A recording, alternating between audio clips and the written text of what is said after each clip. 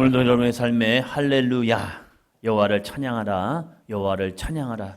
어떠한 삶에 문제가 있더라도 그 문제 속에서 하나님을 찬양할 수 있는 삶이 되시기를 축원합니다.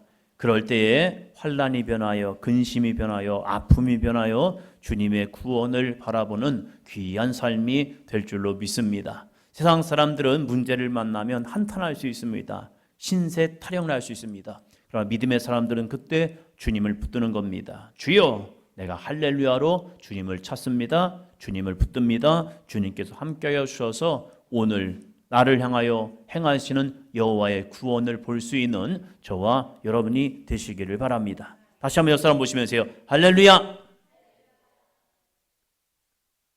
창세기 22장입니다.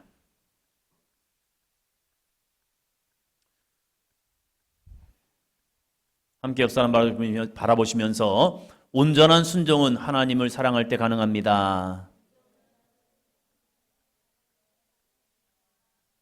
온전한 순종은 하나님을 사랑할 때 가능합니다. 여러분, 순종은요, 사랑하기 때문에 하잖아요. 남편이 아내 말을 따라줍니다. 순종합니다. 사랑하니까요. 아내가 남편의 말을 따라줍니다. 순종해 줍니다. 왜요? 사랑하니까. 사랑은요, 거룩한 구속이더라고요. 거룩한 구속이 되어서 스스로를 그 사람 안으로 집어넣습니다. 우리가 십자가를 지는 이유도 마찬가지겠죠. 우리가 주 예수의 십자가를 지는 이유는 무엇입니까? 내가 주님을 사랑하기 때문에 그 힘들고 어려운 십자가의 길을 가는 거죠. 믿음의 여정, 이거 편안한 거 아닙니다. 이 시간 교회를 다니지 않았더라면 집에서 직장 끝나고 학교 끝나고 그리고 삶의 분주함 속에서 집에서 편안하게 쉴 수 있는 시간입니다. 그러나 우리는 이 시간에 거룩한 성전에 와서 무엇보다도 우리의 구원자 되신 예수 그리스도와 아버지 되신 하나님 아버지를 찬양합니다. 할렐루야. 이건 좀 불편한 일입니다. 불편한 일이에요. 그러나 우리가 주님을 사랑하고 그 불편함을 감내할 때에 하나님이 주시는 은혜가 있다는 거예요. 그래서 사람은 우리가 육신으로만 사는 것이 아니라 하나님이 주시는 거룩한 영과 진리 가운데 살아갈 수 있는 저와 여러분이 되시기를 축원합니다. 그럴 때 우리 은수의 영이 살아나서 나만 사는 것이 아니라 내 주변에 있는 사람들을 또 가르치는 우리 중학교 아이들을 살리는 귀한 삶이 되시기를 바랍니다. 내가 살아나면 주변은 살아납니다. 내가 살아나면 우리의 가정은 살아납니다. 이것이 믿음의 사람들의 모습이었죠. 오늘 제목입니다. 같이 읽도록 해볼까요? 번제단 위에 드려진 순종 이삭. 우리가 이제 창세기 말씀을 통하여서 믿음의 사람들에게서 말씀을 나누고 있습니다. 오늘 24번째 말씀입니다. 번제단 위에 드려진 순종 이삭이라는 겁니다. 이삭은 어디까지요? 죽기까지. 그래서 이삭을 구약의 예수 그리스도의 표범이라고 말합니다. 모범이라는 거예요. 표본이라는 거예요. 이삭의 삶을 통해서 우리는 십자가에 달리신 예수 그리스도를 바라볼 수 있습니다.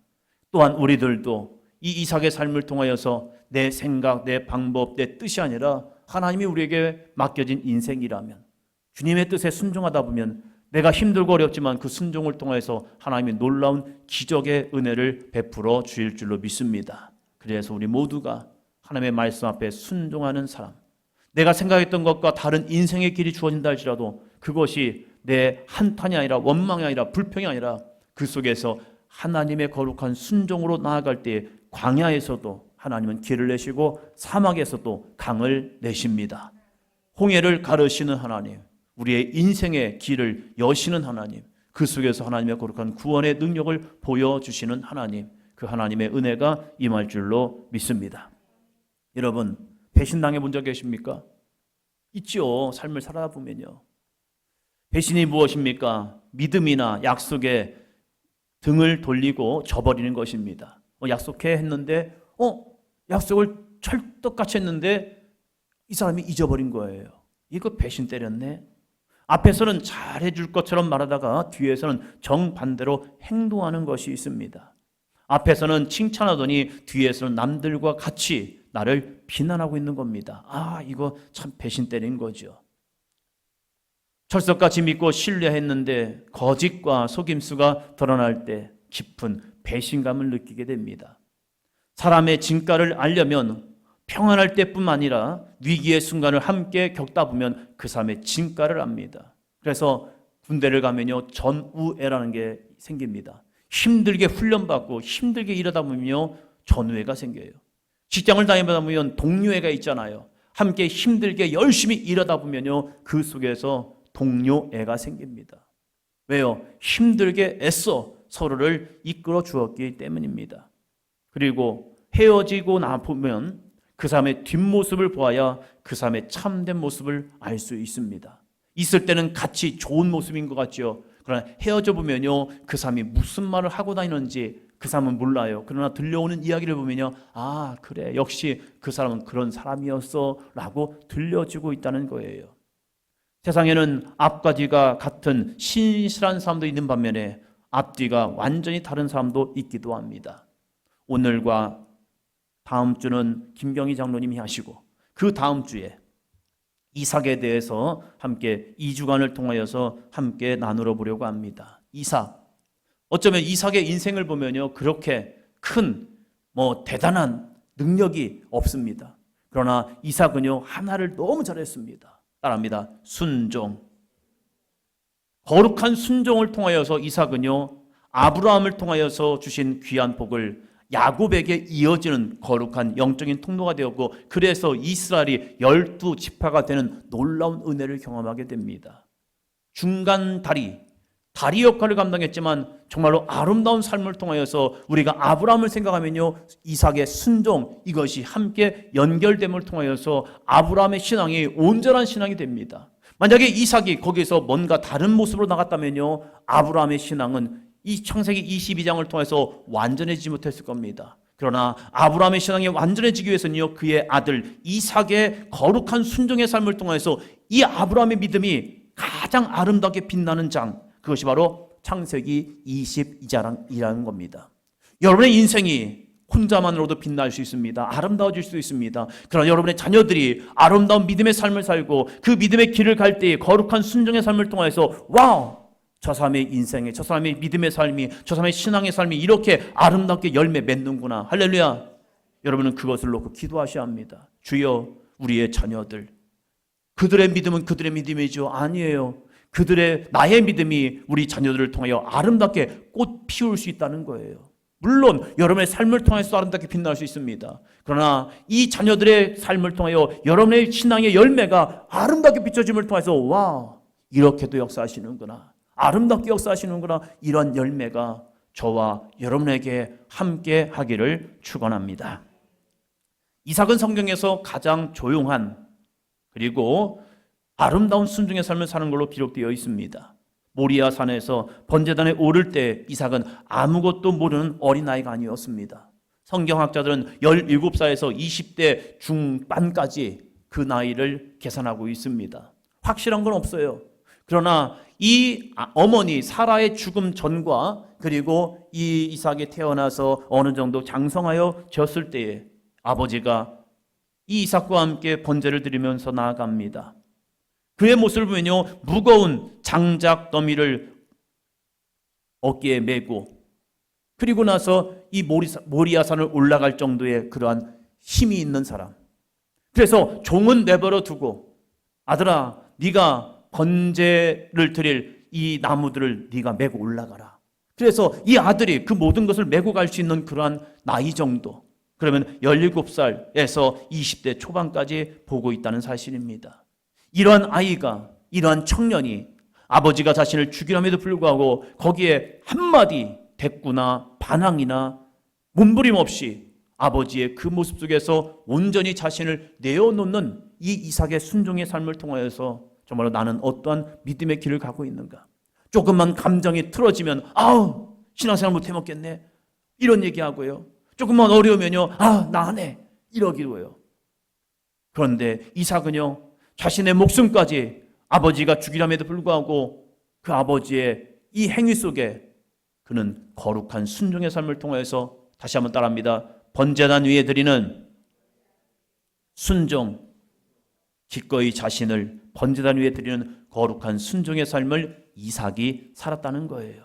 오늘 말씀을 통하여 주여 저도요, 주여 저도요, 완전히 그렇게 살 수 없을 것 같지만 하나님 저도 한번 도전해 보겠습니다. 할렐루야.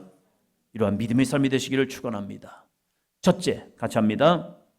이삭의 순종은 아버지를 신뢰하는 믿음과 하나님을 향한 신뢰의 조화였습니다. 이 이삭의 순종은요, 두 가지가 조합된 거예요. 하나님만 믿어서 아니에요. 아버지를 뭐 했다고요? 신뢰하는 믿음이 있었습니다. 여러분, 세상적으로 보면요, 이 아버지 참 못된 아버지인 것 같아요. 처음에 말씀드렸던 배신, 아버지가 얘기했잖아요. 그런데 그 아버지의 말과는 다르게 번제물이 내가 되어야 합니다. 어쩌면 이 이삭은 아버지에게 배신감을 느낄 수도 있습니다. 그러나 이삭은요, 배신감을 느끼지 않습니다. 왜요? 이 이삭은 놀랍게도 아버지에 대한 신뢰하는 믿음이 완전했습니다. 아버지가 나를 죽이려에도 불구하고 아버지가 하신 일에 나를 기꺼이 내어드리는 모습, 마치 예수 그리스도께서 십자가에 달려 돌아가시면서 자신을 온전히 내어주셔서 온 인류를 구원하는 메시아의 구원의 완성, 십자가의 완성을 이루었던 것처럼 아버지를 신뢰하는 믿음, 이것이 이삭에게 있었고요. 또한 아버지만 신뢰합니까? 아니에요. 성경은 아브라함이 이삭을 드릴 때 죽은 자도 살리실 줄 믿고 하나님, 이 아브라함이 하나님께 이 아들을 드린 거예요. 그러면 그 아버지의 영성이 그 아들 이삭에게 있었다는 거예요. 그래서 이삭에게는 뭐가 있었습니까? 하나님을 향한 신뢰의 조화가 있었다는 거예요. 그래서 이 두 개가 조화되어서 온전히 죽기까지 자신을 내어놓는 이삭의 삶이 있었다는 겁니다. 말씀 봅니다. 3절이요. 22장 3절.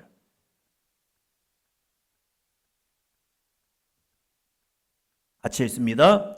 아브라함이 아침에 일찍이 일어나 나귀의 안장을 지우고 두 종과 그의 아들 이삭을 데리고 번제에 쓸 나무를 쪼개어 가지고 떠나 하나님이 자기에게 일러주신 곳으로 가더니, 나귀의 안장을 지우고 두 종과 이삭을 데리고 번제에 쓸 장작을 쪼개어 길을 떠납니다. 사람 한 명을 태워야 하는 번제 나무였기 때문에 그 양과 무게는 결코 작지 않았을 겁니다. 그래서 종들 2명을 더 데리고 가는 겁니다. 모리아산에 다다랐을 때에 종들을 남겨두고 길을 또 나섭니다. 아브라함의 믿음이 여기에 있습니다. 5절, 6절입니다. 이에 아브라함이 종들에게 이르되 너희는 나귀와 함께 여기서 기다리라. 내가 아이와 함께 저기 가서 예배하고 우리가 너희에게로 돌아오리라 하고, 6절이요. 아브라함이 이에 번제 나무를 가져다가 그의 아들 이삭에게 지우고 자기는 불과 칼을 손에 들고 두 사람이 동행하더니. 아멘. 5절에 보면 이런 말씀이 있죠. 너희는 나귀와 함께 여기서 기다리라. 내가 아이와 함께 저기 가서 예배하고 하나님께 경배하고 하나님께 제사를 드리고 우리가 너에게로 돌아오리라. 여러분, 내 상황, 내 앞에 있는 현실만 바라보고 이야기하지 마십시오. 하나님이 행하실 놀라운 역사를 바라보고 우리의 입술을 여는 삶이 되시기를 바랍니다. 지금 힘들죠? 그래요, 힘들어요. 그러나 힘들어서 죽겠나가 아니라 힘들지만 주여 나에게 힘을 주시옵소서, 이 과정도 이겨낼 줄로 믿습니다. 현실은 있지만 그 현실 위에서 역사하실, 현실 넘어서 역사하실 하나님을 기대해 보자는 거죠. 아브라함은 바로 그거였습니다. 자신의 독자 이삭을 번제로 드리러 갑니다. 그러면 갈 때는 2명이지만 올 때는 몇 명이 돼야죠? 1명이 돼야죠. 그게 맞는 법칙이죠. 왜? 내가 이 아이를 번제로 드렸으니까. 그러나 이 아브라함은 번제로 드렸지만, 내가 이 아이를 번제로 드리지만 하나님이 이 아이를 다시 살릴 거라는 믿음이 있었나 봅니다. 그래서 그런 믿음의 말을 하는 겁니다. 내가 아이와 함께 저기 가서 예배하고 우리가 너희에게로 돌아오리라. 사랑하는 성도 여러분, 우리는 현실을 바라보는 자가 아닙니다. 하나님이 행하실 놀라운 일을 볼 수 있는 영의 눈이 열리기를 주의 이름으로 축원합니다. 이거 그냥 얘기한 거 아닙니다. 성령께서 그의 입술을 열어서 저는 아브라함의 입술을 통하여 믿음의 고백을 하게 하신 줄로 믿습니다. 지금 되어지는 사건들은요, 계산이 맞지 않아요. 지금 이게 무슨 말입니까? 말도 안 되는 말입니다. 그런데 이 육신적인 계산이 아니라 영적인 계산을 하고 있는 거예요. 하나님이 이 아이를 결코 나는 죽이지만 하나님은 이 아이를 살리실 것입니다. 이 믿음을 가지고 이 아이를 데리고 가는 겁니다. 그리고 이 아이 참 육신적으로 보면 매정합니다. 자신을 태울 나무를 자기가 메고 가는 겁니다. 와, 이런 게 어디 있습니까? 이런 아버지가 어디 있습니까? 자신을 죽여야 할, 태워야 할 이 나무를 내가 메고 간다? 이게 뭡니까? 예수 그리스도는 자신이 친히 달려 죽어야 할 십자가를 골고다 언덕으로 메고 가시는 겁니다. 이 십자가가 지금은 나를 죽이는 참혹한 형틀이지만 장차 이 십자가는 모든 인류의 구원을 상징하는 십자가의 능력이 되리라. 오늘 우리가 지는 이 무거운 짐이 나에게는 오늘 무거운 짐일 줄 모르지만 이 짐을 거룩하게 지고 가는 여러분의 삶을 통하여 하나님은 구원을 이루실 줄로 믿습니다. 새벽에 일어나서 새벽 기도하는 무거운 짐, 그 무거운 짐이에요. 그 짐을 내가 지고 갈 때에 주님은 그 기도의 삶을 통해서 응답이라는 놀라운 은혜를 주십니다. 우리가 사도행전 교회 안에서 헌신하며 충성하며 수고하는 것, 그거 무거운 짐이죠. 신앙생활 그냥 아무 봉사 안 하고 그냥 교회만 왔다 갔다 하는 거 얼마나 편합니까? 여러분, 더운 여름에 주방에서 일하시는 거 진짜 땀 흘리죠. 가끔 저희 어머니가 이런 말씀합니다. 야, 밥 해먹기도 싫다. 야, 밥 해먹기도 싫대요. 왜? 더우니까. 그런데 그 더위 속에서 많은 교인들의 밥을 하기 위해서 애쓰고 노력하는 것. 이번 주에 잠깐 다른 교회 한 권사님을 만나 뵀습니다. 잠깐 만나서 대화를 하는데 그 교회는 돌아가면서 식사를 준비한대요. 그래서 지난주에 이번 주에 식사 준비를 하느라고 자기가 손목이 너무 아프대요. 그래서 몇 분 정도 식사하시는데요. 근데 한 25명 정도 식사하시는데, 그리고 근데 이제 혼자 그걸 준비하다 보니까, 그런데 다른 교인들 싸주기 위해서 한 배로 한대요, 음식을. 그래서 싹 해가지고 나눠주고 하다 보니까 너무 힘들었다고, 손목이 잘 안 움직인다고. 한 번 하는 것도 쉽지 않지요. 그런데 매주일 함께 식사하는 공동체를 나누기 위해서, 은혜의 공동체를 하기 위해서 주방에 수고하는 거, 그거 진짜 무거운 짐이죠. 그 무거운 짐인데 하거든요. 왜요? 그 뒤에 하나님이 행하시는 놀라운 은혜가 임할 줄로 믿습니다. 어느 날 제가 기도를 했습니다. 하나님, 왜 목사들 자녀하고 평신도 자녀하고 왜 하나님은 다르게 축복을 하십니까? 평신도 자녀로서 목회를 하다 보니까 여러 가지 막히는 것도 있고 좀 그래요. 하나님은 참 불공평하시더라고요. 하나님 왜 이렇게 불공평하십니까? 친구들 보니까 이 친구들은 아버지가 목사님이시고 이렇게 하면서 출발점이 너무 다르네요. 그랬더니 하나님이 저에게 주시는 말씀이 뭔지 아십니까? 그들의 부모는 하나님의 나라를 위하여 무던히 애쓴 자들이야. 그 애쓴 자들에게 하나님이 출발점이 똑같으면 그게 공평하신 하나님입니까? 아니죠. 그러면서 저에게 주신 말씀은 그럼 너도 헌신해봐라. 네 자녀가 복이 있으리라. 할렐루야. 우리 정선호 권사님의 자녀에게 복이 있으리라. 충성하고 헌신하는 사람에게 그런 은혜의 복이 있어야죠. 그러면 동일하신 하나님입니까? 우리 장로님 오늘 고백 잘하셨죠. 앞자리와 뒷자리는 분명히 다릅니다. 할렐루야. 우리 앞자리 계신 두 분의 권사님 할렐루야. 달라요. 달라. 이왕이면 앞자리. 할렐루야. 목 아픈 거 수고하셔야죠. 목이 아파도 앞자리. 할렐루야. 있더라고요. 제가 은혜를 받고 나서 사모한 게 그겁니다. 본의 아니게 저는 늘 중간보다는 뒤에 앉는 게 좋았어요. 선생님들이 시키더라도 앞에서 시키고 뒤 시키고 중간 뒤는 좀 안 시키더라고요. 그래서 저는 키도 그래요. 그 위치가 키가 큰 것도 아니고 작은 것도 아니고 저희 장인어른은 저한테 난장이 똥자루만 하지만 그래도 제가 평균 키는 됐거든요. 그래서 앞에서 한 5, 6번째 이렇게 앉으면 그냥 평안해요. 평안해. 그런데 갑자기 선생님께서 저를 앞자리로 올라오더라고요. 박재영, 너 앞에 앉아. 그러는 거예요. 왜? 나 눈도 좋고 저 지금도 1.5거든요. 눈이 좋아요. 그런데 왜 굳이 나를 앞자리에 앉을까? 그런데요, 앞자리에 그냥 어쩔 수 없이 앉았어요. 왜? 선생님이 앉으라고 하니까. 앉았는데 그때부터 제 마음이 무슨 생각이 드느냐? 그러게 앞자리니까 뭔가 다르구나. 앞자리니까 뭐가 다르냐면 선생님들이 말을 할 때 침이 튀는데 그 침을 제가 받고 있는 거예요. 그래서 주여 왜 이러십니까? 그런데 마음가짐이 그때부터 하나님이 주시는 마음이 뭐냐면 야 그렇구나. 뒤에 서는 인생보다 하나님 이왕이면요 앞서는 인생을 살게 하여 주세요.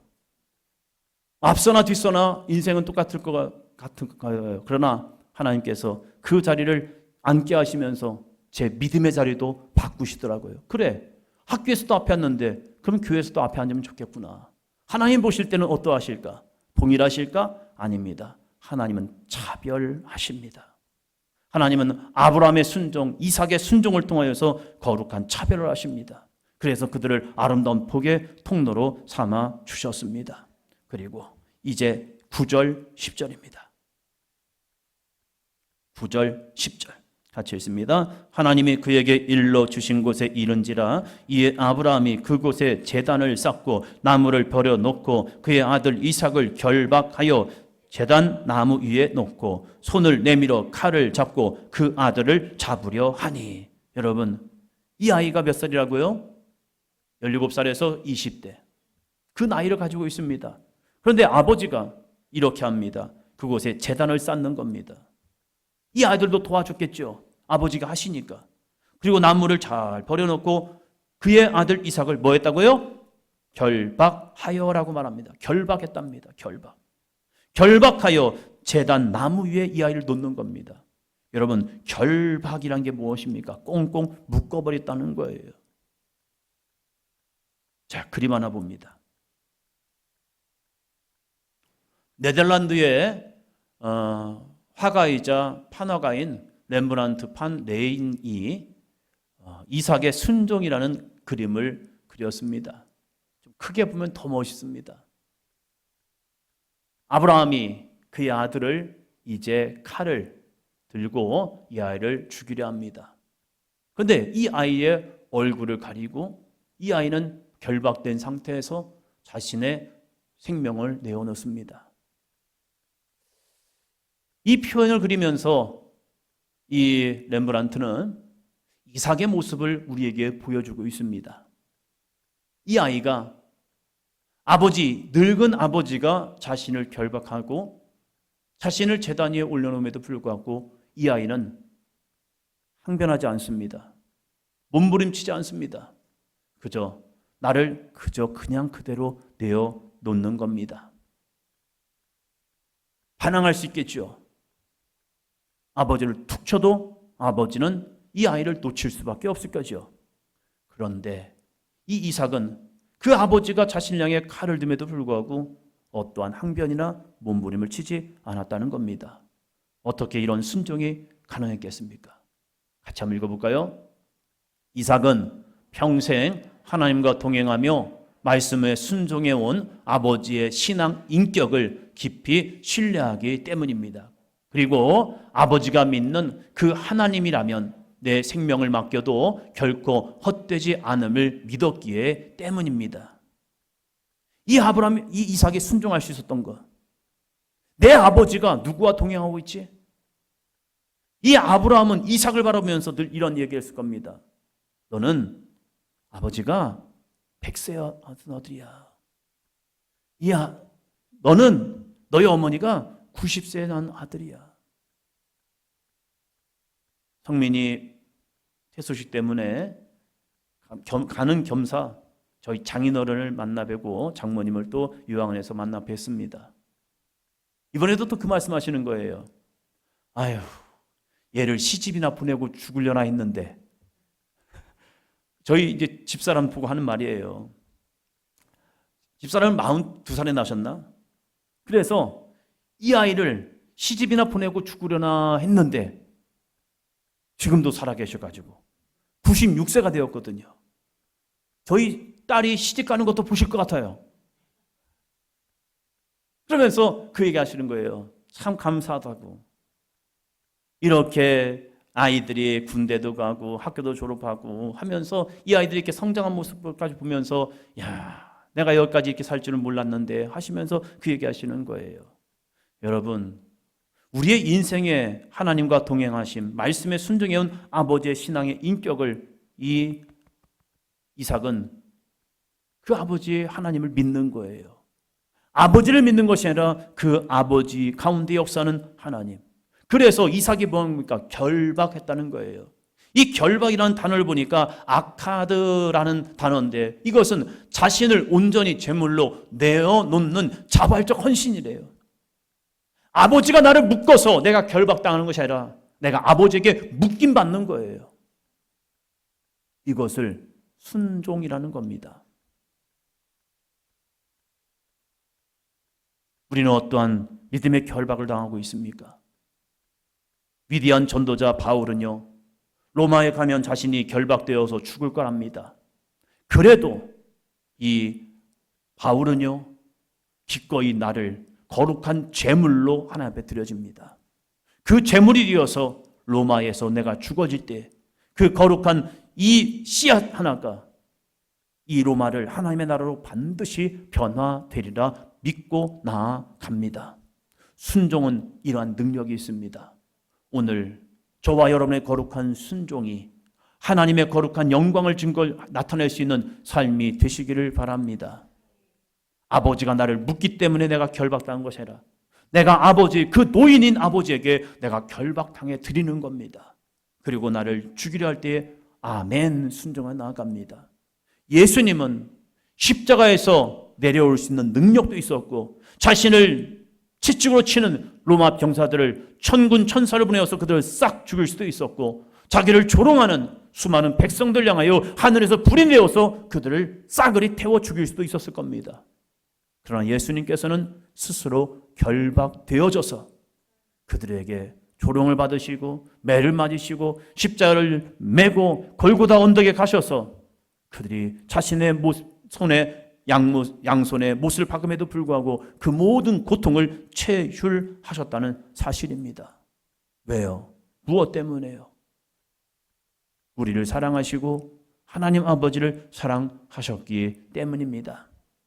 여러분, 나를 번제단 위에 드리는 순종은요, 하나님을 사랑하시기 때문입니다. 우리가 교회에 와서 헌신하고 충성하고 순종하는 이유가 무엇입니까? 목사님 누가 좋아하세요? 누가 내 옆에 있었기 때문에요? 아닙니다. 우리가 그러한 순종의 길을 가는 것은요, 하나님을 우리가 사랑하기 때문입니다.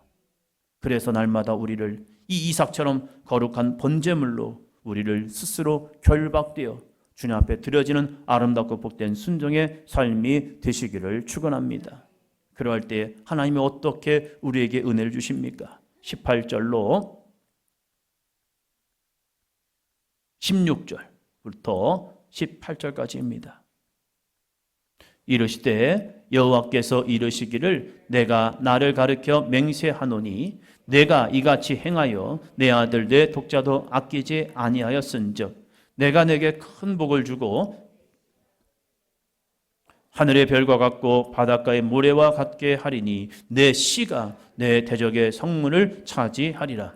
또 내 씨로 말미암아 전하 만민이 복을 받으리니 이는 내가 나의 말을 준행하였음이니라 하셨다 하니라. 할렐루야.